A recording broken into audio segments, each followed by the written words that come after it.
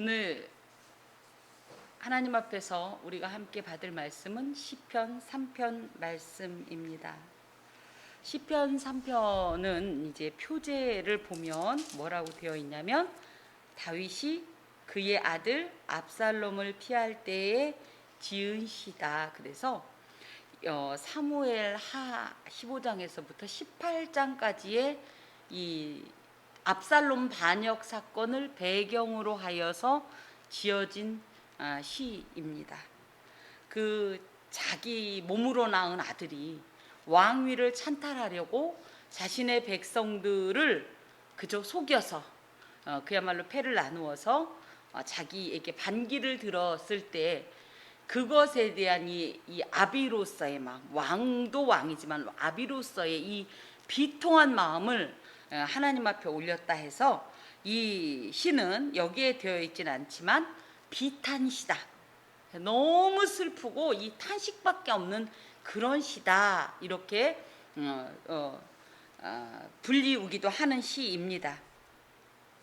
지난번에도 말씀을 드렸는데 시편에는 특별히 이렇게 방금 이렇게 이 파란색으로 돼 있듯이 다윗이 그의 아들 압살롬을 피할 때에 지은 시 이런 식으로 표제가 있습니다. 근데 모든 시편에 표제가 있는 건 아니고 한 150편 중에 101편 정도가 표제가 붙어 있어요.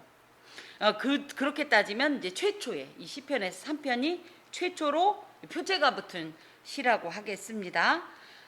그리고 시편 1편을 보통 이 시편에는 총 5권이 있다고 그랬어요. 1권, 2권, 3권, 4권, 5권 있는데 그 중에 1권을 여호와 시편이라고 하는데 물론 이제 여호와 시편이 요거만 있는 건 아니에요. 다시 90에서 150편도 여호와 시편으로도 이제 조금 되어 있긴 한데 주로 이 1권이 다윗의 시편으로 구성되어 있는 특징을 가지고 있습니다. 그러다 보니까 이 다윗이 이 자신의 생애 동안에 일어났던 중요한 사건들이 있을 때마다 하나님 앞에 올렸던 기도문 내지는 찬송 시편이 많이 기록이 되어 있어요. 그 중에서도 아주 구체적인 역사적 사건이 언급된 시가 오늘 이런 이제 3편, 또 7편, 15편, 34편 등이 되겠습니다. 오늘 이제 이 말씀을 보면 5절에 내가 누워 자고 깨었으니 여호와께서 나를 붙드심이로다 이런 표현 때문에 요 시편을 아침 찬송 시편이다 이렇게 부르기도 해요. 그럼 아침 찬송시가 시편 3편이면 저녁 찬송시는 뭐냐 할 때 시편 4편으로 4절에 보면 너희는 떨며 범죄하지 말지어다 자리에 누워 심중에 말하고 잠잠할지어다 또 8절에 내가 평안히 눕고 자기도 하리니 이런 표현을 통해서 이것은 또 저녁 찬송 시편이라고 합니다. 그리고 5편은 아침 희생 제사 때 제사장들이 불렀던 시편 등으로 분류가 됩니다. 이게 아주 중요한 건 아니지만 한 번쯤은 우리가 시편을 보면서 그런 것도 좀 알 필요가 있다. 특별히 우리는 1절이 여호와여로 시작하는데 히브리 이 성경에는 히브리 시편에는 1절이 뭐냐면 다윗이 그의 아들 압살롬을 피할 때 지은 시예요. 그래서 이게 지금 우리 눈에 8절로 돼 있지만 원래 히브리 시편으로는 총 9절입니다. 여기에 시라고 써있는 이 표제에 있는 지은 시라고 써있는 이 시는 우리가 보통 알듯이 그냥 어떤 시인이 쓴 그 시 자체를 말하는 게 아니라 미즈모르라고 해서 악보에 맞춘 찬송가다, 찬송시다 이런 뜻을 갖고 있어요. 우리 이 성경 이 찬송가에도 간혹 찬송 시편이 있습니다. 이런 거 내 눈을 들어 그죠? 두루 살피니 산악이라 이런 표현들 이런 것들이 이제 찬송 시편하고 많이 연결이 되긴 하는데 실제로 찬송 그 당시에 유대인들은 시편이 이들의 찬송가였어요. 그래서 이것을 단순히 그냥 하나의 시로만 볼 것이 아니라 여기엔 그러다 보니까 운율이 있고요, 또 음률이 있고요. 그래서 이따가 이제 셀라를 말씀을 드릴 건데 이거는 뭐냐면 일종의 약간 음악 기호예요. 악상 기호 같이 이렇게 되어 있습니다.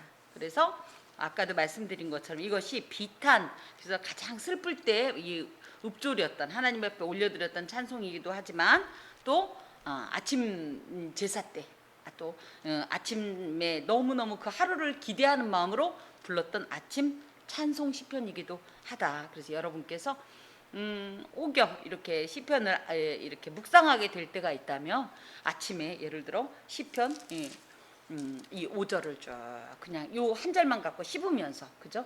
오랫도록 씹으면서, 우리 어렸을 때 칡뿌리 먹었던 생각 나세요? 칡뿌리 먹으면 어때요? 처음에는 어떤 맛이 나죠? 어우 써. 근데 자꾸 씹으면 어떤 맛이 나요? 슬슬 달다가 어느 순간이 되면 알도 나오고 막 이러죠. 그래서 하나님의 말씀을 그런 식으로 조금 한 절만 갖고 정말 단물, 쓴물, 신물 다 나오도록 이렇게 좀 묵상하는데 아주 요긴합니다. 좀 봅시다. 자, 여호와여 이렇게 돼 있단 말이죠. 오늘 3절은 총 3부분으로 나눕니다. 그래서 1절에서 2절, 그 다음에 3절에서 6절, 7절에서 8절인데 이 3부분으로 나눌 때 제일 먼저 시작하는 그 단어가 다 여호와여예요. 1절에도 여호와여, 3절에도 여호와여, 7절에도 여호와여. 그래서 이 여호와 앞에 올려드리는 시인데, 여호와가 누구예요? 하나님인데 이 누구를 어떻게 부르느냐에 따라서 그와 나와의 관계를 어느 정도 규정해 주지 않나요? 그렇죠?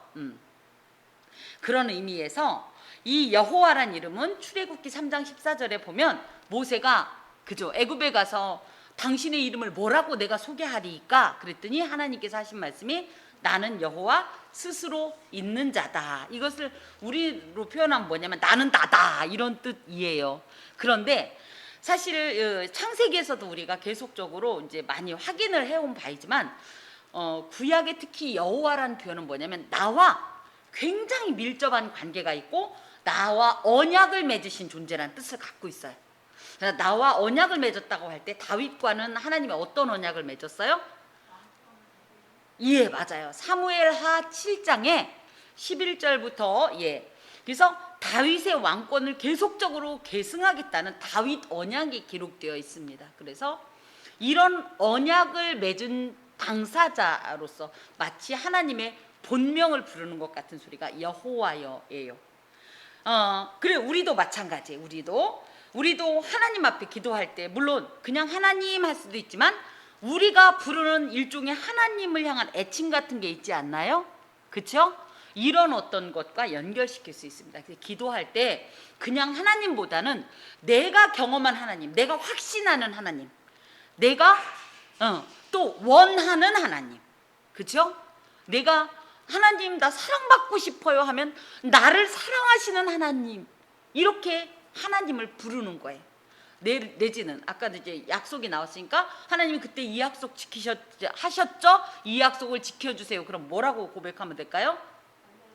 언약을 반드시 이루시는 하나님, 뭐 이런 식으로 이제 기도할 때 하나님의 이름을 부르게 되는데 다윗에게 이제 지금 여호와는 그런 고백입니다. 그래서 너무너무 하나님과 친밀하고 사랑의 관계이면서도 반드시 자신과 이 맺었던 언약을 지키시는 하나님, 또 구원의 하나님. 그래서 약간 공식적인 하나님 명칭이라기보다는 굉장히 개인적이고 조금은 사적인 그런 어떤 관계 속에서의 이 하나님의 신명을 지금 다윗이 부르고 있습니다. 다윗은 신분이 뭐였어요? 목자였지만 지금 현재 다윗은 왕이죠. 왕이면 소위 말하면 못할 게 있어요, 없어요? 없어요. 그 당시에 왕권이라는 건 대단합니다. 그런데도 불구하고 이 다윗은 자신의 인간적인 왕권에 의지하지 않고 철저히 이런 환난의 때나 어떤 일이 있더라도 늘 하나님께 물었어요. 하나님께 아뢰었어요. 하나님께 구했어요. 이것이 다윗의 위대함입니다. 그래서 나의 힘을 의지하거나 또 인간적인 어떤 도움이나 방법을 모색하지 않고 무조건 하나님의 이름을 부르는 것이 사실은 진정한 신앙입니다. 우리가 지내다 보면 눈에 뻔히 보여서 이렇게 하면 되겠네 저렇게 하면 되겠나 이래서 그때 뭐예요? 주로 다윗이 베레스 우사 사건 알죠? 언약궤를 옮기려고 하다가 웃사가 그 언약궤 만져서 죽은 사건이 있잖아요. 그때 제가 2016년도에 그 설교를 했었어요. 우리 교회 처음 예배드리는 설교에 뭐였냐면, 거기서 가장 결정적인 다윗의 실수가 뭐냐면 여호와께 묻지 않았어요. 그 생각해보면 언약궤 옮기면 되는 거 아니에요? 하나님 좋으니까. 그런데도 불구하고 묻지 않았더니 어마어마한 실수를 저질렀고, 그로 인해서 한 생명이 이 상해를 당하는, 그 생명을 잃는 이런 사건이 있었는데, 다윗은 늘 그런 하나님 앞에 늘 물었던 사람이에요. 그런 의미에서 지금 여호와여라고 외치는 이 한마디지만 사실은 이 안에는 다윗의 모든 신앙의 고백이 들어있는 거고, 하나님과의 내 관계가 어떤 관계인가를 시인하는 거고, 그런 하나님에 대한 확신이 이미 이 안에 들어있어요. 특별히 보통 이런 일이 있으면 사람들은 많이 자신의 처지를 비관합니다. 왕이지만 한 아버지죠. 그죠? 막 승승장구를 달리던 자신에게 정말 자신이 가장 쓸만하다고 생각했던 아들이 이 소위 말하면 역모를 도모했을 때 느꼈던 이 배신감, 이 인간적 비참함, 수모, 부끄럽죠. 그렇죠? 이런 모든 것에 이 다윗은 자신의 이런 처지를 비관하거나 낙심하지 않고, 그 와중에도 하나님께 이 모든 것을 아뢰었다는 사실이에요. 더하여서 성경적인 배경을 보면 압살롬이 왜 자기 아버지에게 반기를 들었을까? 물론 그 안에 사건은 있지만 가장 근본적인 어떤 지점을 가면 그건 밧세바와 간음 사건 때문에 사실은 이 안에서 이 일들이 다 발단됐다고 성경에 기록되어 있어요. 이 밧세바와 간음 사건은 뭐예요? 다윗의 치적입니까? 아니면 크나큰 실수입니까? 예. 그 생각하면 이럴 수 있죠. 아유, 내가 지은 죄 때문에 내가 이 죄를 받는 거다라는 생각에 그저 자책하고 그저 주저앉을 수 있을 수도 있지만, 다윗은 그럼에도 불구하고, 부끄러움에도 불구하고, 방금 전에 우리가 하나님 앞에 찬송한 것처럼 은밀한 죄 내게 있더라도 주 예수께 아뢰라. 그래서 하나님 앞에 어떤 일을 만났을 때 내가 막 판을 짜보는 거예요. 그래서 내가 이렇게 돼서 이런 거야, 어쩔 수 없는 거야가 아니라, 은밀한 죄가 내게 있더라도, 설령 아뢰지 않은 죄 때문에 파생된 어떤 문제가 있더라도 일단은 뭘 해라? 여호와여를 외쳐라. 자, 그러면서 하나님은 이런 어떤 이 다윗의 모범을 통해서 하나님은 환난과 억압, 또 근심과 고통, 외로움 중에 우리가 반드시 불러야 할 이름이고 부를 수 있는 이름입니다. 저는 간혹 기도하다 그런 표현해요. 하나님이 계셔서 너무 감사해요. 그 하나님이 내 하나님이 돼서 너무 감사해요. 누구와도 상의할 수 없는 일이 세상 가운데 분명히 있더라고요. 그렇죠? 아이들이라고 부모한테 다 얘기하는 줄 아세요? 아니요. 생각해보면 우리도 어렸을 때 엄마한테 말 못하고 고민한 거 많았어요. 그렇죠? 그 문제를 우리가 어떻게 해결해요? 그런데 그때에도 엄마한테는 차마 말 못하지만 하나님 앞에는 그 이름을 부를 수 있는 존재가 바로 하나님이십니다. 우리 안에 있는 아무한테도 말 못하는 어떤 일이 있을 때 누구 이름 불러라? 하나님 이름 불러라. 하나님은 반드시 우리와 은혜의 관계 속에서, 사랑의 관계 속에서 그 문제에 개입하시고 역사하신다는 사실입니다. 그러면서 왜 여호와여를 불렀냐, 이제 그 이유에 나오는데, 지금 다윗이 어떤 상태냐면, 나의 대적이 어찌 그리 많은지요, 일어나 나를 치는 자가 너무 많습니다. 이 사람들이 누구예요? 실제적으로 지금 압살롬, 그리고 압살롬을 추종하던 사람들, 그렇죠? 거기에다 대고, 많다라는 표현이 물론 이게 수적으로도 그렇지만 다양한 어떤 존재들이에요. 그래서 대표적으로 베냐민 지파 게라의 아들 시므이가, 그렇죠? 이 다윗이 자기 아들 때문에 쫓겨서 막 도망갈 때, 피신갈 때 쫓아가지고 돌을 던지면서 저주받은 자여, 비루한 자여 막 이렇게 욕을 했던 이런 것들도 다윗에게는 아주 큰 상처가 되었었습니다. 이 표현에는 나에게 대적이 그렇게 많은지 몰랐습니다, 이런 표현도 있고요. 또 도대체 무슨 이유 때문에 이렇게 대적들이 나를 이렇게 비방하고 악담을 하고 이렇게 나를 대적하고 있는 건지도 난 잘 모르겠습니다. 이런 표현입니다. 그래서 이 표현에는 정말로 이 탄식의 절정과 같은 이런 고백이 있는데요.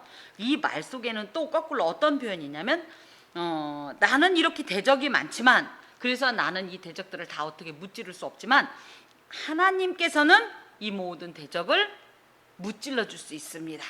이러나 나를 치는 자들을 하나님께서 잠재우시고 잠잠하게 하실 수 있습니다. 이런 표현입니다. 전적인 하나님에 대한 신뢰이지요. 성숙한 신앙이란 어떤 사람이 성숙한 신앙이냐 하면 도무지 하나님의 이름을 부를 힘조차 없을 때, 누구 말 맞다나 한 줄기 빛도 안 보일 때도 여전히 그 절망의 깊은 골짜기에서도 하나님의 이름을 부르는 사람이 진정 성숙한 신앙인이에요. 예수 믿은 지 오래됐다, 또 우리 지난 주간에도 잠깐 나누었지만 뭐 직분이 높다, 높은 거가 뭔지도 모르겠지만 뭐 많이 배웠다, 이런 거는 아무 소용이에요. 성경 말씀 많이 안다, 아무 소용없어요. 아무 소용없어요. 가장 결정적인 순간에 그래요. 도무지 하나님의 이름을 부를 혀를 놀릴 기운도 없을 때도 그래도 하나님을 부르는 사람이 성숙하고 진정한 신앙인입니다. 그러면서 많은 사람이 나를 대적하여 말하기를 그는 하나님께 구원을 받지 못한다 하나이다. 이게 이제 대표적으로 시므이란 사람이 다윗을 얼마나 비방했습니까? 그래서 아까도 말씀드린 것처럼 대적들이 실제적으로 압살롬처럼 실제적으로 자기의 육신이나 어떤 상황을 위협하기도 하지만 우리가 가장 힘든 건 뭐예요? 마음의 상처잖아요. 그래서 그러잖아요. 때린 것보다 그저 언어적으로나 정서적인 학대가 더 깊은 상처를 낸다, 이렇게 표현을 하는데 다윗도 지금 그런 상처를 자기가 받았다는 거예요. 그래서 이 사실은 고난 때에, 그러니까 우리가 어떤 어려운 일을 당할 때 실제적으로 물리적인 어려움은 어떻게든지 극복해 나가려고 하는데 이 영혼의 깊은 상처는 정말 어떻게 할 수가 없어요. 그럴 때에 그것을 지금 하나님께 아뢰는 거예요. 이건 내 문제니까, 내지는 또 아까도 말씀드린 것처럼 그래 내가 그렇게 해서 이런 일이 있었겠지 하면서 내 문제로 치부하지 마시고 그럴지라도 이것을 하나님 앞에 맡기세요. 던지세요. 내가 이래서 내가 일으킨 문제라니까요. 그러니까 내가 알아서 하겠다니까요. 하면 이것이 뭐다? 되게 하나님 앞에 경우 바르고, 그죠? 굉장히 책임감 있는 것 같아 보이죠? 이것은 교만입니다. 그래서 오히려 무책임해 보이고 너무 뻔뻔해 보일지 모르지만 그럴 때라도 하나님밖에 나를 도울 자가 없습니다라고 하나님을 의지하는 자가 참된 신앙인이고 하나님은 그것을 원하세요. 그래서 우리가 이제 이런 표현들을 통해서 생각보다 많은 이들이 우리를 아프게 한다. 우리를 아프게 하는 사람이 먼 데 있는 사람이면 김정은은 얼마나 욕하기가 좋아요. 그죠? 그런데 하필이면 예수님께서도 시편 22편에 고백하지만 하필이면 그 사람이 누구냐면 나와 떡을 함께 먹던 자다. 가장 가까운 사람이 더 나에게 깊은 상처를 준다라는 사실이에요. 그것도 한 번만 주는 게 아니라 지속해서 반복해서. 그럴 때에 우리는 이미 그 문제에 식상하다 보니까 너무 아픈 나머지 무감각해졌어요. 아픈데 무감각해졌어요. 그러다 보면 잘못하면 기도할 엄두를 못 내요. 아유 뭐 맨날 그러는데 뭐 무슨 일이 있겠어? 아니요. 하나님은 그런 말을 기뻐하지 않고 오히려 어떻게 해요? 아우 어제도 그러더니 오늘도 또 이런 일이 있네. 또 아우 저번에도 그러더니 또 이런 일이 있네. 그럴 때 하나님 저번에도 그러더니 또 그러네요. 어제도 그러더니 이번에도 또 그렇게 됐네요. 내가 물론 잘못했지만 이러면서도 이 일을 하나님께 아뢰고 하나님과 함께 이 문제 가운데 동행하고 또 하나님 앞에 이 문제를 의뢰하기를 원하신다는 사실입니다. 그러면서 특별히 이 말 속에 보세요. 그는 하나님께 구원을 받지 못한다. 그러니까 뭐야? 하나님으로부터 버림받은 존재다. 이런 표현을 할 때가 정말 신앙인에게 있어서 가장 힘겨울 때예요. 우리와 하나님 사이가 의심을 받을 때. 그런데 그런 소리는 누구에게서 난 소리다? 하나님이 너랑 나랑 오늘부터 쫑이야, 이런 얘기는 절대 안 하세요. 그런데 양심이 또 우리가 다른 데는 양심도 없다가 이상하게 또 그런 일 있으면 양심이 벌떡 일어나가지고, 그죠? 그래서 내가 생각해도 하나님이 나 같은 존재 좋아하겠어? 내가 뭘 잘했어? 아이고 정말. 근데 그 말을 내 속에서 한다고 우리가 착각하는데요, 아니요. 우리 귀 여기 바퀴에 마귀가 앉아서 내 말 잘 들어, 잘 따라해. 그러면서 얘기해주면 제가 늘 그러죠. 하나님 앞에는 아멘도 잘 안 하다가 마귀가 얘기하는 소리 왜 이렇게 은혜스럽고 구구절절이 맞는 말인지, 그죠? 그래갖고 마귀가 얘기하면 맞아 아멘 아멘, 내가 그런 존재야, 그러니 나 같은 것이 뭘 하나님 앞에 뭘 어쩌고 하겠어? 사실은 이런 말들에 속지 말아야 돼요.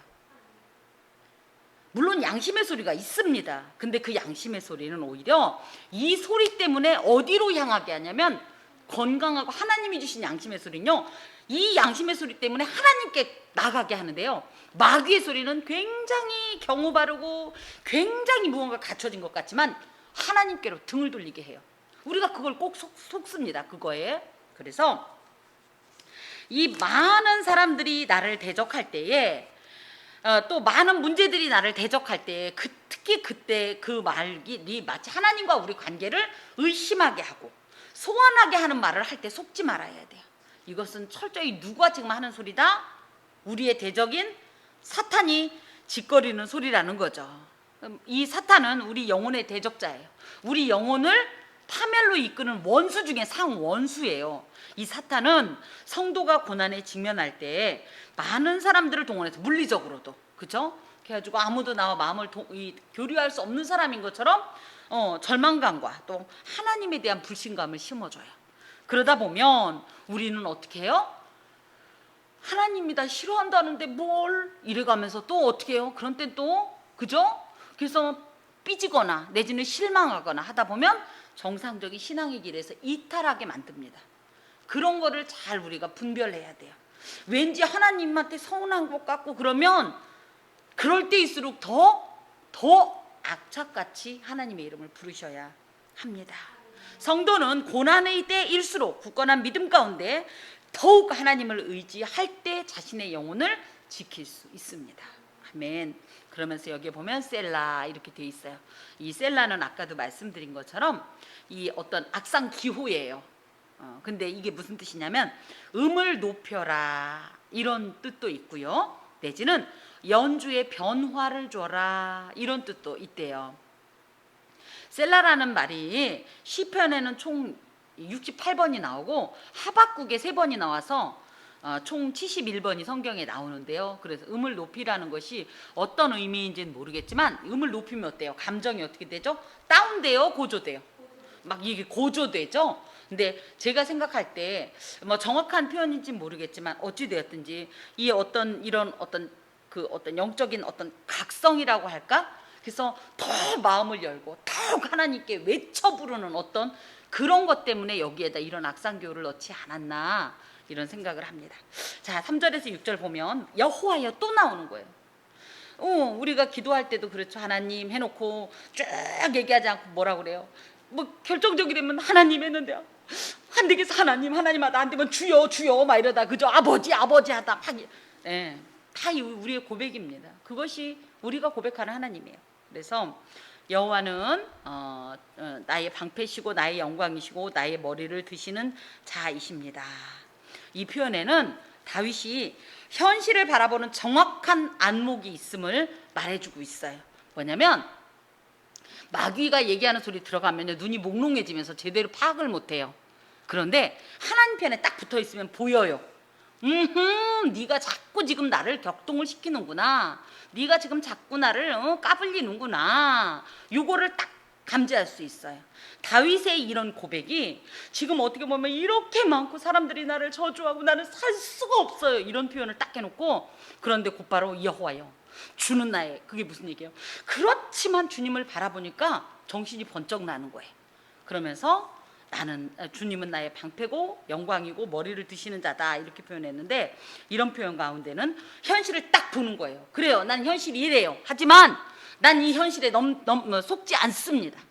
이 현실이 우리가 보이는 것이 진짜고 보이지 않는 것이 가짜라고, 허상이라고 보통 얘기하는데 거꾸로예요.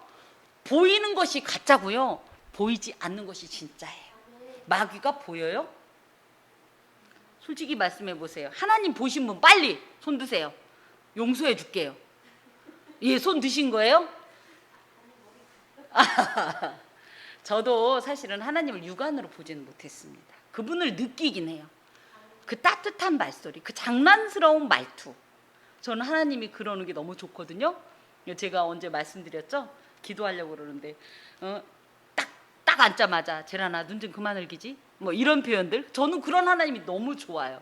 근데 실제로 그 하나님을 한 번도 본 적이 없어요. 눈이 4개나 되는데. 그런데 누가 우리 하나님이 안 계시다고 얘기할 수 있습니까? 근데 우린 자꾸만 이 보이는 허상에 속아요. 보이지 않는 실상을 바라보는 것이 신앙입니다. 보이지 않는 실상이 뭐예요? 아까도 말씀드린 것처럼 이 모든 일의 악한 배후에는 마귀가 있고요. 하지만 하나님이 이 마귀를 무찌르시고 우리를 보호하시고 은혜 주시고 이 모든 상황을 감당하게 하신다는 보이지 않는 실상을 바라보는 것이 신앙인데, 다윗의 이 고백이 바로 그겁니다. 지금 보이는 허상은 뭐예요? 사람들이 이렇게 대적이 많아서 나는 실망할 수밖에 없고 나는 절망하는 게 마땅하고 옛말로다가 부끄러워서라도 내가 어떻게 해야 되는 게 맞는데 이게 진짜가 아니라는 걸 다윗이 딱 캐치하고서 이런 고백을 드리는 겁니다. 특별히 여기에 나의 방패, 나의 영광, 나의 머리를 드시는 자라는 건 하나님에 대한 계속적인 표현이에요. 여기에 특별히 나의 방패라는 말은 마겐바디라는 말로 이 방패가 보통 이렇게 하나만 있잖아요. 그런데 이 방패가 사방으로 나를 보호하고 있다는 뜻이에요. 여기에서 방패라는 이 바디란 말이, 그러니까 방패가 보통 우리가 하나만 들고 있잖아요. 근데 하나님은 어떤 분이냐? 내가 굳이 방패를 마련했으면 나는 여기만 막을 수 있지만 하나님이 마련한 방패는 어떻다? 나를 사면으로 완벽하게 보호하신다는 뜻을 가지고 있습니다. 고대 전쟁에서 가장 중요한 방어와 보호 장비가 이 방패였는데, 현재 바울은 사면으로부터 적들의 공격을 지금 받고 있지만 놀랍게도 하나님은 모든 사면의 방패를 대시어서 하나님이 다 그것을 지켜주고 대적들로부터 자신을 보호한다는 고백을 하고 있습니다. 또 나의 영광, 케보디라는 말은 이런 뜻이에요. 나를 영화롭게 해주실 거라, 이런 뜻을 갖고 있어요. 비록 지금은 그것도 반란군의 이 주동자가 누구다, 자기 친아들에 의해서 쫓기고 또 개 같은 자라고 표현하는 이 요압이 개 같은 자라고 그랬죠. 시므이한테. 이 시므이한테 저주를 받는 그런 비참한 상황이지만 하나님께서는 장차 이런 모든 비참한 상황을 오히려 이 슬픔을, 이 비천을 기쁨으로, 영화로움으로 전환시켜 주실 수 있는 회복자다라는 고백이 바로 나의 영광이란 말이고요. 또 나의 머리를 든다, 우메림이란 말은 높이 들어올리는 분이란 말로, 고대에는요 이 왕들, 우리도 그렇죠. 예를 들어 제가 우리나라의 왕이고 집사님이 저 나라의 왕이에요. 근데 집사님한테 제가 졌어요. 그런데 그 집사님 앞에서 고개를 빳빳이 이렇게 들고 있는 왕이 있어요, 없어요? 어떻게 해요? 어떻게든지 눈도 안 마주쳐야죠. 눈 마주쳤다 괜히 이러면 큰일 나 있겠어. 이러고 있는 이런 상태라는 얘기죠. 근데 사실은 이 정도가 아니라 완전히 보면 나중에 그런 거 나오죠. 이 목을 밝게 하는, 그죠? 여호수아한테나 뭐 이런 일들이 있죠. 그것처럼 거의 바닥에 납작 엎드려질 때 머리를 든다는 것은 이 사람의 지위나 잃어버린 명예를 회복한다는 뜻을 갖고 있어요. 지금 다윗이 어떤 상태예요? 너무 치욕스러운 상태예요. 아니 남이면 차라리 나한테, 내 아들이 나한테 지금 그러고 있는 이런 상태에서 하나님은 어떨 것이다. 반드시 이런 모든 신분이나 잃어버린 명예를 원상태로 회복하실 거다라는 확신을 가지고 있습니다.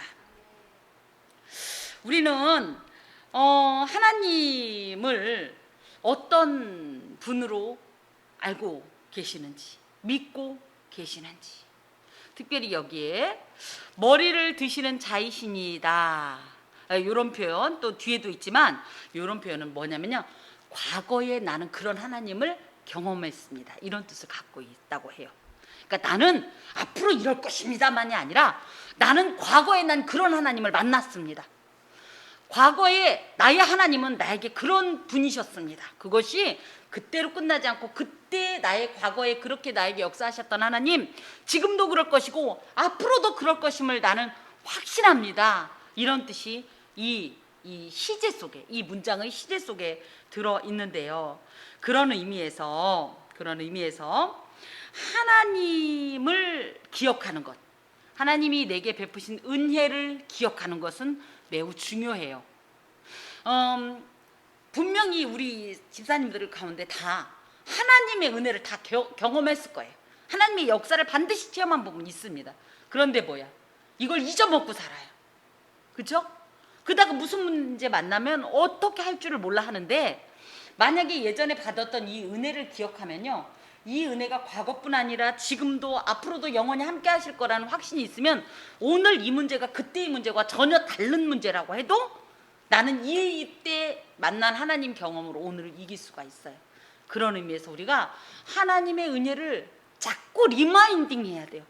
맞아, 우리 하나님은 내게 그런 은혜를 베푸셨지. 근데 우리는 어떻게 해요? 은혜 받고 다 잊어먹어. 저는 어찌됐든 중보기도하는 사람이기 때문에 기도를 하고 응답을 받았다 소리를 들으면 제가 너무 기쁜데 기억이 나요. 대표적으로 저의 이제 가까운 친구인 S 여인, S 권사님은 제가 봐도 세상에 작년에도 기적을 얼마나 체험했는지 몰라요.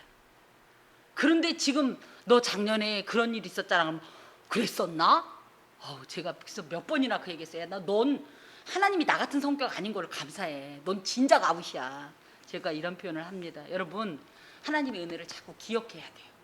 지금 이 다윗처럼 앞으로 이럴 것입니다가 아니라 이전에 이렇게 하셨던 하나님, 나에게 지금 이럴 것을 믿습니다. 앞으로도 이럴 것을 확신합니다라는 이런 고백이 있으려면 그 이전 일을 기억해야죠. 이전에 받은 은혜를 기억해야죠. 그래서 제가 그러죠. 영성 일기나 은혜 노트 내지는 제가 여기에도 쭉 기록되어 있는데 기도 노트 같은 게 있으면 좋아요. 그래서 기도를 이때 내가 기도를 시작했어. 기도 시작한 날을 적어요. 기도 제목을 적어요. 계속 기도해요. 그러다 기도 응답된 날을 적어봐요. 그것이 쭉 쌓이죠. 그러면 어느 날 이렇게 넘기면 그렇게 은혜가 될 수가 없습니다. 우리가 그런 훈련들을 좀 해야 돼요. 맨날 우리 하나님은 일회용이야 어째. 응? 필요하면 부르고 끝나면 그냥 쪽나고. 이 하나님이 원하시는 이 관계는 그게 아니에요. 이 다윗의 고백 속에 우리가 큰 도전을 받습니다. 더하여서 대적의 소리에 우리가 자꾸 속는데 속지 말고 내가 신앙하는 하나님께 눈을 돌려요. 시편 121편처럼 내 눈을 들어 산을 보면 나의 도움이 어디서 올까? 천지를 지으신 여호와 하나님께로부터 왔었지 라는 어떤 이런 믿음의 고백 위에 그냥 그러고서 끝내는 것이 아니라 이 모든 기도의 제목과 현재의 내 모든 마음을 다 그 고백에 실어요. 그러면서 그 안에서 자꾸만 믿음의 강화를 가져야 돼요. 그냥 싣고 마는 것이 아니라 여기에서 하나님이 그렇게 내가 그렇게 자꾸 고백하죠. 하나님은 나한테 이런 분이셔요. 이렇게 고백하면 그랬지. 내가 너한테 그때 그랬지 하면서 당신도 당신의 일을 기억하시면서 그래서 이번에도 이렇게 하리라는 이런 어떤 은혜의 약속이 같이 흘러나옵니다. 그러다 보면 어떻게 돼요? 믿음의 강화라는 건 내 믿음이 요만큼 하나님 체험했을 때와 이만큼 체험했을 때가 다른 거예요. 그냥 저절로 된 일이 아니야. 내가 기도했기 때문에 기도 응답인 걸 알아요. 그렇게 되면 어떻게 돼요? 맞아, 우리 하나님은 이런 분이야 하면서 중요한 건 우리 하나님은 그대로 계세요. 내 믿음이 점점점 커지고 강해져요. 단단해져. 이거 제가 이 믿음이 강화돼야 되고 견고해져야 된다는 이런 표현을 많이 넣는 이유가 그렇습니다. 그것을 위해서라도 우리가 늘 하나님만 향할 필요가 있습니다. 자, 또 내가 나의 목소리로 여호와께 부르짖으니 그의 성산에서 응답하시는도다. 이게 짧은 말인 것 같지만 참 중요한 어떤 이런 구조를 가지고 있는데 기도는 누가 하는 거예요? 내가 해야 돼요. 그죠? 어찌됐든 기도는 나의 기도는 내 문제라는 게 아니라 나의 기도는 누가 하는 거다? 내가 하는 거예요. 뭘로? 나의 목소리로. 그렇다고 나의 목소리라고 그러니까 그때부터 막 주야 이렇게 하라는 게 아니라 하나님 앞에 나의 이 마음을 토로하는 것을 뜻해요. 이것이 그래서 기도는 내가 나의 목소리로 하는 것이다. 그리고 기도는 누구에게 하는 것이다? 여호와께 부르짖는 것이다. 예. 기도는 걱정하는 게 아니에요. 하나님 앞에 올려드리는 건 물론 걱정스러운 말은 할 수가 있지만 이것이 다 뭐다? 여호와께 부르짖는 거예요. 그러면 그 부르짖음을 듣고 하나님이 글쎄 나는 한 번도 이런 일은 참 처음이네 안 당해봐서가 아니라 그때 뭘 하시냐면 그의 성산에서 응답하시는 듯. 그의 성산은 시온 예루살렘이라고도 하고 하나님의 거룩한 보좌로도 이제 표현을 하는데, 그런 의미에서 하나님은 늘 우리에게 우리의 기도에 응답하시는 분이시라는 이런 확신을 지금 다윗이 고백하고 있습니다. 특별히 여기에서 그의 성산에서 응답하신다는 표현에는 우리는 성산이라고 표현되어 있는데 시온이라고도 하고 예루살렘을 의미해요. 다윗에게 예루살렘은 왕도예요. 왕도. 그래서 뭐예요? 자신이 그 하나님의 성산으로 복귀되기를 염원하는 마음에 굳이 이런 표현을 썼다라고 말을 합니다. 자, 그러면서 이제 이 5절에 보니까 내가 누워 자고 깨었으니 여호와께서 나를 붙드심이로다. 이게 이제 아침 찬송 시인데요. 보세요. 내가 누워 자고 깨었으니 이 말은 무슨 얘기냐면 내가 잘 자고 일어났다는 뜻이에요. 사랑하는 자에게 주께서 잠을 주시는다 그런 것처럼 세상에 잘 잤다는 뜻이에요. 그리고 아침에 잘 일어났다는 뜻인데 생각을 해봐요. 방금 전까지 뭐라고 그랬어요? 1절에서 2절까지 많은 대적들 때문에 내가 지금 그죠? 어떻게 할 줄 모르는 상황인데 갑자기 5절엔 아이 잘 잤다 이렇게 표현한단 말이에요. 이게 신앙이에요. 이게 신앙입니다. 그래서 극한 위기에도 두려움과 염려 없이 평안 속에서 단잠을 자고 일어날 수 있는 신앙. 어떻게 이런 일이 가능할까? 대적들이 밤새 죽었어요? 예, 전쟁을 앞두고 있어요 지금 사실. 그런데 어떻게 이런 고백이 가능할까? 3절 4절 때문이에요. 나는 지금 그야말로 적의 창검이 이렇게 와 있는데도 불구하고 하나님이 나의 방패가 되고 나의 영광이 되고 나의 머리를 드시는 자가 될 것을 나는 확신하기 때문에 나는 평안한 잠을 잘 수 있습니다. 이런 표현입니다. 이 평안한 잠이라는 말 속에는 예수님의 어떤 모습이 떠올라요. 뭐죠? 예, 바다의 그 풍랑 속에서도 예수님은 드르렁 코를 골 정도로 너무 고나게 주무셨대요. 근데 바다 밑창에 누워 계셨다고 표현한다면 여러분 바다에서 잡았어요? 배 위에서 한 번도 못 잡아보셨죠? 제가 잡았거든요. 세상에 그날 어떻게 나를 잡았나. 세상에 장흥 앞바다에 폭풍주의보가요 내려가지고요, 풍랑주의보가 내려서 저희는 밤새 해상 폰도가 떠내려갈까봐 얼마나 철썩 출렁출렁 하는데 제가 참 사실 좀 뚱뚱하지만 예민합니다. 그러니 오죽했겠어요. 잠을 진짜 한 잠도 못 잤어요. 예수님이 정말 둔했나 어쨌나. 그쵸, 하나님 앞에서의 특별한 평안이죠. 그래서 여호와를 절대적으로 의지하는 자들에게 있어서 하나님의 보호에 대한 확신은 그 어떤 불안도 극복하게 합니다. 빌립보서 4장 6절 말씀인데요. 더하여서 이 분명히 공포가 실제하고 있지만 이 공포조차도 평안으로 바꿀 수 있는 능력이 있는 사람이 바로 여호와를 절대적으로 의지하는 자들이에요. 그래서 잘 잤다 이러면서 뭐예요? 천만인이 나를 에워싸 진친다 하여도 나는 두려워하지 아니하리이다. 천만인이면요 내 대적이 그 정도로 많다라는 뜻이에요. 여러분 내 대적이라고 하니까 사람만 생각하세요? 사람만 내 대적인가요? 내가 감당할 수 없는 모든 문제들도 대적이에요. 그렇죠? 나의 믿음을 약화시키고 나의 마음을 상하게 하고 나의 영혼을 곤고하게 하는 문제들, 상황들, 뭐 관계들도 들어있고 모든 것들이 나에게 이렇게 대적처럼 오지만 나는 그럼에도 불구하고 오히려 두려워하지 않겠다. 그 이유가 3절 4절 그리고 5절에 보면 왜? 여호와께서 나를 붙들고 계시니까 나는 염려할 것이 없다. 다윗이 이렇게 고백합니다. 그러면서 이제 7절과 8절에 보면 이제 하나님의 이 구원과 또 강복하심을 간구하는 고백이 나오는데, 여호와여 일어나소서, 나의 하나님이여 나를 구원하소서. 이것은 일어나소서란 말이 쿠마라는 말로 우리 달리다 쿰, 그죠? 그때 그 쿰이 이제 이렇게 세운다는 뜻을 갖고 있는데, 일어나다라는 것은 그냥 이렇게 일어나는 정도가 아니라 박차고 발딱 신속하게 빨리 이런 뜻을 갖고 있어요. 그래서 하나님께서 왜 일어나요? 이 대적들과의 관계 속에 신속하게 개입해서 다윗을 구원하시려고 일어나셔 달라라는 거예요. 대적을, 이런 의미에서 대적을 그러니까 그냥 무슨 문제가 있어도 상관없어, 그냥 난 평안하면 끝나, 이게 아니라, 이런 어떻게 보면 평안을 얻는 데서 그치지 않고 실제적인 문제를, 내 실제적인 기도 제목을 지금 올리고 있는데, 그게 뭐예요? 어찌됐든 이 대적들이 빨리 물리쳐지고 내가 구원을 얻는 것이 실제적인 이 기도의 제목이기 때문에 하나님 앞에 다윗이 그렇게 기도하고 있습니다. 에스겔서 36장 37절에 보면 하나님이 너희들을 구원하시겠다는 약속을 그 바로 전절까지 해줘요. 그러고 나서 곧바로 붙인 말이 뭐냐면, 그러니까 너희는 평안해라, 걱정도 마라 이러지 않고 그래도 너희가 구하여야 하리니, 이런 말씀을 하십니다. 우리가 이미 약속돼 있으니까 그냥 흘러가겠지, 다 알아서 되겠지. 물론 그것도 믿음일 수 있지만, 그럼에도 불구하고 이 뜻이 하늘에서와 같이 땅에서도 이루어지게 하기 위해서 우리가 계속적으로 하나님 앞에 구할 필요가 있습니다.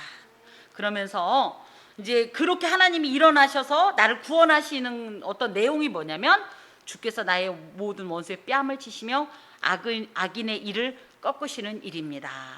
뺨을 친다라는 것은 뭐예요? 상대방을 모멸스럽게, 수치스럽게 하는 건데, 결론적으로는 대적들이 자신들이 했던 이 악행에 대해서 하나님 앞에 부끄러움을 당하고 심판을 당하는 것을 말해요. 그 일이 실제적으로 일어났죠. 그래서 압살롬과 그의 추종자들이 도리어 부끄러워하고 이제 그 실제적으로 이제 참패를 이제 당한 일이 있었고요. 여기 이를 모든 악인의 이를 꺾는다고 할 때 우리 이 빼면 어떻게 되죠? 이거 없으면 우린 잇몸으로 먹잖아요. 그렇죠? 근데 이거는 짐승들이, 특히 맹수의 이가 얼마나 사납습니까? 근데 맹수가 이가 부러지면 어떻게 돼요? 아세요? 사자가요, 이빨 다 빠지고 그러면요, 사냥 못해서 죽는다는 말도 있어요. 그러니까 결국 뭐예요? 모든 이 할 수 있는 이 어떤 기능이나 능력을 다 무장해제시켜 버린다는 뜻을 갖고 있어요. 그렇게 되면 저절로 그 원수들은 대적을 멈추게 되겠죠. 그래서 하나님께서 세우신 신정 왕국의 왕인 자신을 대적하는 모든 악인을 하나님께서 철저하게 능멸하시고 또 징치하여 달라고, 징벌해 달라고 이런 기도를 합니다. 구원은 여호와께 있사오니 주의 복을 주의 백성에게 내리소서. 그래서 구원은 여호와께 있사오니, 하나님, 사람은 나를 이 문제에서, 이 모든 상황에서 온전히 구원할 수 없습니다. 하나님만 나를 구원하실 수 있습니다. 그래서 우리의 평안과 형통한 삶은 사람의 능력도 아니고 저절로 되는 것도 아니라 반드시 하나님의 개입이 있어야 하고, 하나님의 놀라운 역사 속에서만 온전할 수 있다라는 것을 다윗이 고백하고, 그러면서 주의 백성에게 주의 복을 내리소서 할 때, 이 주의 백성은 이스라엘 백성 전체를 말할까요? 지금 현재 상황으로 보면 다윗이 있고, 그죠? 이스라엘이 그 상황에서 지금 나뉘었어요. 일시적으로 다윗이 있고, 다윗에게 지금 대항하는 대적들이 있어요. 그러면 이 사람들이 다 이스라엘 백성이에요, 그죠? 심지어 이 우두머리가 다윗의 왕이에요. 다윗의 아들이에요. 그러니까 주의 백성이면 이들을 다 통합해서 하는 얘기일까요? 네, 그렇습니다. 하나님의 백성이라고 하면요, 그냥 혈통적으로 무조건, 그러니까 이걸 구체적으로 얘기하면 이거예요. 예수 믿는다고 저희 종교란에 기독교라고 쓰면 다 하나님의 백성은 아니라는 얘기입니다. 하나님께 속한 하나님의 백성으로, 특히 이들의 특징은요, 환난의 때, 절망의 때에도 낭망하지 않고, 다른 우상을 찾지 않고, 자기 자신을 의지하지 않고 오직 하나님만 바라보고 하나님께 도움을 구하는 사람이 진정한 하나님의 백성이에요. 백성과 왕의 관계는 어떤 관계라고 그랬죠? 왕이 뭐를 해줘야 돼요? 백성을 보호해줘야 되잖아요. 보호. 그죠? 가장 중요한 게 뭐냐면 다스림이 어떤 다스림이어야 되냐면 외적으로부터 보호해주는 것이 사실은 왕이 제대로 다스리는 거예요. 우리가 하나님의 백성이라고 그랬으면 하나님은 우리의 왕일지인데 이 왕에게 보호를 요청하고, 그죠? 이 왕에게 도움을 요청하는 관계여야만 하나님의 백성이에요. 예수 믿는다고 말을 하지만 하나님과 무관하게 산다면, 그래서 어떤 문제가 있을 때, 아닌 말로 가끔 그런 일 있죠. 교회 권사님인데 일만 있으면 딸랑딸랑 점쟁이한테 가. 그래요. 그분 권사님이라니까요. 뭐 예전에 저기 뉴스에도 많이 나왔죠. 옷 러비 사건 뭐 이런 거 할 때. 근데 그분들이 다 어디로 갔대? 큰 교회 권사님인데 다 점쟁이한테 가고 점치고 이러면 그들이 하나님의 백성입니까? 어떻게 생각해요, 여러분? 헷갈려요? 좀 엇나가는 얘기일 수 있지만 현대 교회 안에도요, 정말 그런 미신들 섬기고 또 미신적인 것들을 섬기고, 제가 몇 해 전에 경험한 실제적인 일입니다. 한 권사님께서 전화를 했어요, 제게. 그러면서 어떤 권사님이 연락이 안 되니까 그 권사님하고 연락을 좀 어떻게 좀 연결을 해대로, 지금 너무 급한 일이 있다. 그래서 어떻게 돼서 연결이 됐어요. 알고 보니까 제게 연락했던 이 권사님의 딸이 혼자 사실은 이렇게 죽었어요. 심장마비로. 그런 상태인데 세상에 이 권사님은 그렇게 되면 교회에 당연히 목회자한테 전화를 하는 게 맞잖아요. 그리고 함께 기도해 달라고 중보를 요청하는 게 맞는데 이분은 그 어떤 모 권사님에게만 연락을 한 거예요. 왜냐하면 이분에게 이 아이를 와서 기도해서 살려달라고. 둘이가 물론 굉장히 친한 관계이기도 하지만 교회 안에도 당들이 있죠. A파, B파, C파가 있어요. 그 파의 수장이에요. 이분은 거기에 이 수하예요. 근데 이분이 하는 행동이 너무 미신적이어서 늘 목회자로서 경계하던 바예요. 이분이 무슨 얘기를 하면 너무 말도 안 되는, 이 보세요, 우리 교회 광단은 무슨 색이에요? 이러면 이분들은 어떤 스타일이냐면 어디 십자가 이 보혈이 흐르는 강단 색깔이 이런 파란 거일 수가 있냐, 빨간 거로 바꿔라. 자, 이 꽃이 어때요? 생화였지만 말랐죠? 그럼 어떻게 해요? 어디 생수의 강이 흐르는 강단 위에 마른 꽃을 올려놨냐, 저걸 다 불사질러라. 이런 식의 말도 안 되는 걸 하는데 사람들이 거기에 교회 안에도 그런 미신적인 게 많더라고요. 그래서 제가 그때 굉장히 충격을 받았던 일이 생각나는데, 사실 엄연히 얘기하면요, 이분들 환란 때 누구 이름 부르고 있는 거예요? 하나님 이름 불러요 지금? 그래서 하나님이 하나님 백성으로 인정하는 사람은요, 이런 때에 결정적인 순간에 하나님의 이름을 부르는 사람들입니다. 그런 사람들이라면 하나님께서 도움을 주시고 복을 주실 거라는 확신 가운데 다윗은 절대 하나님의 이름을 부를 수 없는 그 상황에도 하나님의 이름을 부르는 것입니다. 시편의 특징이 있어요. 물론 이제 100% 그런 건 아니지만 거의 다 그런 양상을 갖고 있는데 뭐냐면 처음에는 죽는 소리를 해요. 시편 처음에 시작할 때 난 이럴 줄 알았어요, 난 죽겠어요, 뭐 이런 식으로 막 탄식으로 시작하다가요, 어느 순간이 되면 뭐 누구 말 맞다나 예전부터 울다가 웃으면 어디에 뿔난다고 갑자기 이 말투가 바뀌어요. 그러고서 나중에 어떻게 되냐면 그렇게 하시는 하나님을 찬송합니다 이렇게 해서 끝나요. 오늘도 전형적인 그런 구조를 가지고 있습니다. 어떻게 이게 가능하냐 하면 문제를 바라보면 계속 탄식할 수밖에 없어요. 그런데 문제에서 눈을 돌려 구원과 위로의 하나님을 바라보면 정말 이렇게 울다가 웃어서 엉덩이에 뿔나는 일이 있습니다. 지금 다윗도 자기가 생각할 때 하나님이 세우신, 또 하나님이 기름 부으신 이 왕을 대적한다는 건 상상도 못할 일이에요. 하지만 이런 일이 있습니다.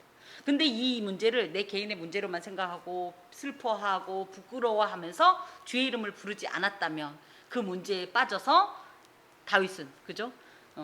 어찌 보면 패망했을지 몰라요. 그런데 다윗은 이 문제를 내 문제가 아닌 하나님이 세우신 하나님의 이 왕가에서 일어난 이 모든 일을 하나님께 맡기면서 하나님께 도움을 구하고 실제로 그래서 이 문제는 놀랍게 은혜롭게 마무리가 되는 것을 우리가 알 수가 있습니다. 우리는 그럼 첫 번째 물어봅시다. 우리 하나님의 백성입니까? 결정적일 때 누구 불러요? 엄마 불러요? 친구 불러요? 아니죠. 하나님 부르죠. 우리 하나님의 백성입니다. 근데 말은 하나님의 백성이라고 해놓고 얼마나 그런 하나님을 신뢰합니까? 하나님이 이 문제를 반드시 해결해 주실 거라는 신뢰가 있습니까? 하나님 뭐 이런 것까지 뭐 이런 얘기까지 하지는 않으십니까? 하나님을 신뢰하고 의지하는 자가 하나님의 백성이라는 거예요. 그런 의미에서 첫 번째, 우리 마음속에 하나님에 대한 신뢰가 우리에게 과연 있는가, 얼마나 의지하는가를 점검할 필요가 있습니다. 특별히 이렇게 제가 아주 당당하게 말씀드릴 수 있는 이유가 뭐냐면, 하나님은 성도의 기도, 정말 작은 신음소리에도 하나님은 귀를 쫑긋 세우시고, 나는 기도하고 끝냈는데 하나님은 그때부터 시작이라는 사실을 기억하셔야 돼요. 난 여기 와서 울고, 우리는 하나님이, 우리가 막 울면 그러죠. 그래 막 이러다가 이제 하나님이, 그래 이제 내가 좀 얘기 좀 하려면 예수님의 이름으로 기도합니다. 아멘. 나 할 얘기 다 했으니까 가잖아요. 그죠? 하나님이, 그래 이제부터 내가 이제 너한테 이제 얘기할게, 이러려고 그래. 시가 들고 코 다 풀고서 아무튼 이제 하나님 예수님의 이름으로 기도합니다. 아멘 하고 가면 그런 얘기 하잖아요. 그래서 가끔은 어떤 목사님은 그런 말씀도 하세요. 기도하고 나서 가만히 있어 보래요. 하나님의 소리가, 그 세미한 소리가. 근데 우리는 늘 이제 생각하면 그렇죠? 울고 나면 속은 또 후련해. 그죠? 그거 막 코 풀고 그러면 왠지 뿌듯해. 막 이렇게 기도 많이 했다는 게 뿌듯해. 시간을 보니까 어머, 나 1시간 반이나 기도했어. 어머, 너무 뿌듯해. 문제는 아무것도 해결이 안 된 것 같은데 일단 그 현상적으로 좀 시원하고 그러니까 하면 되지. 그러고 가요. 그러지 마시고, 첫 번째, 하나님 앞에 이 응답을 받으셔야 되는데, 왜 이걸 하셔야 되냐면, 하나님의 응답만이 우리를 온전케 합니다.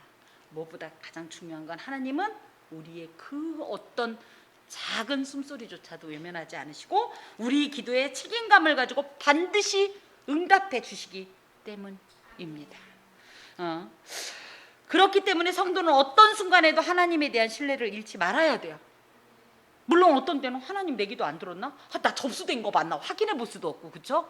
우리 병원에 가서 그런 적 있죠. 자꾸 나보다 늦게 온 사람들 부르는 것 같고, 그러면 우리 어떻게 해요? 저기요, 저 접수됐나 확인하려고요. 하나님 앞에 기도는 분명히 접수를 했는데 접수됐는지 안 됐는지 확인을 못해. 접수됐어요. 여기서 딱 오자마자 하나님 하는 순간 접수 시작됐어요. 그렇기 때문에 우리는 어떤 순간에도 하나님께서 기도를 들으시고 응답하신다는 이 확신을 잃지 말아야 합니다.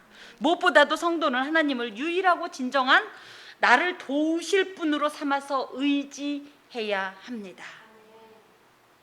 예수 믿으면 그때부터 걱정 근심 없나요? 예수 안 믿을 땐 예를 들어 화나고 속상하면 욕이라도 하고, 그죠?